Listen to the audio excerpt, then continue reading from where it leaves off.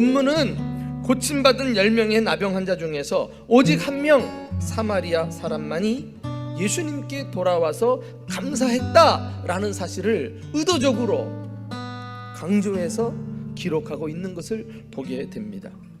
본문이 전달하려는 교훈은 무엇일까요? 우리는 예수님께 기도할 수 있습니다. 더 나아가 그분의 말씀에 순종할 수도 있어요. 이것은 귀한 믿음에 틀림이 없습니다. 그러나 받은 은혜를 잊지 않고 감사한다는 것은 더 귀한 믿음이라는 것입니다. 감사는 믿음의 본질입니다. 그러면 이렇게 중요한 감사를 우리는 어떻게 실천할 수 있을까요? 첫째로 은혜에 대한 감격이 있어야 돼요. 이 10명의 사람들이 고침받은 병은 어떤 병입니까? 나병 환자 아니에요. 나병 환자는 살아있는 송장과 같은 삶을 사는 질병입니다. 그래서 성경은 저주받은 병이요, 사회로부터 격리된 채 고독하게 살아가는 불행한 병이라고 했어요. 그러나 이 비참한 불행으로부터 예수님께서 해방시켜 완전히 새로운 삶을 살게 해주셨으니 이보다 더 큰 은혜가 어디 있느냐 말이에요. 평생 예수님의 종이 되어 살아도 그 큰 은혜 다 갚을 길이 없을 것 아니겠어요? 그런데 이게 웬일입니까? 그 말로 다 표현할 수 없는 은혜를 경험하고도 유독 그 은혜에 대해 감사를 표현한 사람이 사마리아 사람 한 사람이었다는 거예요. 여러분, 신앙생활 누가 건강한가?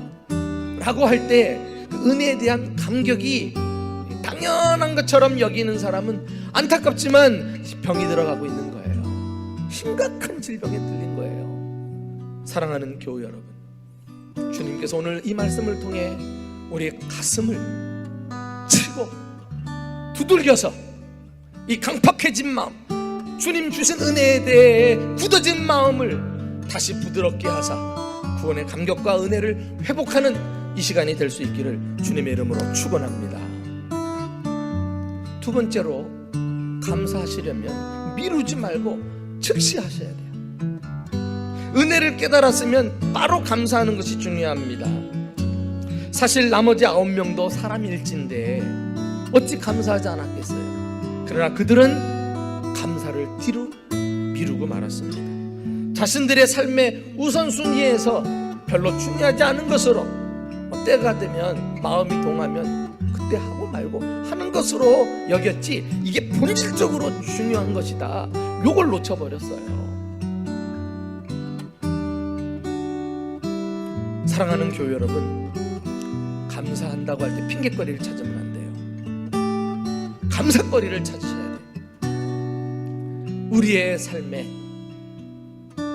감사를 최우선순위에 올려놓고 주님 앞에 모든 핑계거리를 잠재우고 감사하면서 나아가는 저와 여러분 될 수 있기를 축복합니다. 마지막으로, 감사를 하시려면요 밖으로 표현하셔야 돼요. 마음속에만 있는 감사는 감사가 아닙니다. 최선을 다해서 공격적으로, 적극적으로 감사를 표현할 줄 알아야 돼요.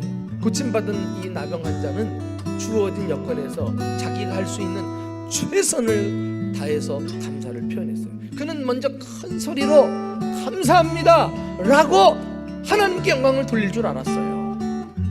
입이 열렸다니까. 우리는 입술로 감사를 표현할 줄 알아야 합니다. 근데 신기하게도요, 감사할 때 하나님이 몹시 기뻐하시지만 영광을 받으시지요. 그런데 감사는 우리 안에서도 놀라운 변화를 일으켜요. 그리고 이 돌아온 사마리아 사람이 예수 앞에 발 앞에 엎드렸다 그랬어요. 우리말로 말하면은 자신의 몸을 제물 삼아 주 앞에 예배를 드린 거예요.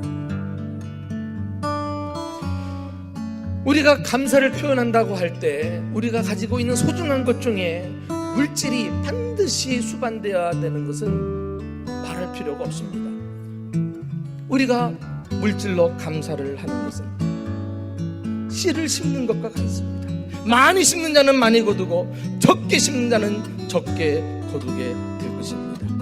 어려울 때일수록 감사로 난관을 돌파해서 기적같은 하나님의 은혜를 체험하는 저와 여러분 되시기를 예수님의 이름으로 축복합니다.